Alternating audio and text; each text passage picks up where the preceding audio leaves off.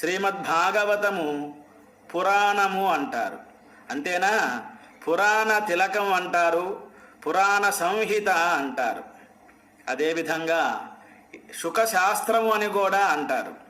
భాగవతం భా అంటే భక్తి అని, గా అంటే జ్ఞానం అని, వా అంటే వైరాగ్యము, తా అంటే తత్వము, ము అంటే ముక్తి సాక్షాత్కరించుకోవాలి. భక్తి జ్ఞాన వైరాగ్యాలు అభివృద్ధి చేసుకోవాలి. భాగవతం భక్తి కోసం భాగవతం చదవాలి. భక్తి వచ్చిన తర్వాత భాగవతం చదవాలి. జ్ఞానం కోసం భాగవతం చదవాలి. జ్ఞానం వచ్చిన తర్వాత భాగవతం చదవాలి. వైరాగ్యం కోసం భాగవతం చదవాలి. వైరాగ్యం వచ్చిన తర్వాత భాగవతం చదవాలి. ఈ విధంగా భక్తి జ్ఞాన వైరాగ్య తత్వ ముక్తి సాక్షాత్కరింపజేసుకోవాలి. శ్రీమన్నారాయణమూర్తి యొక్క అనుగ్రహాన్ని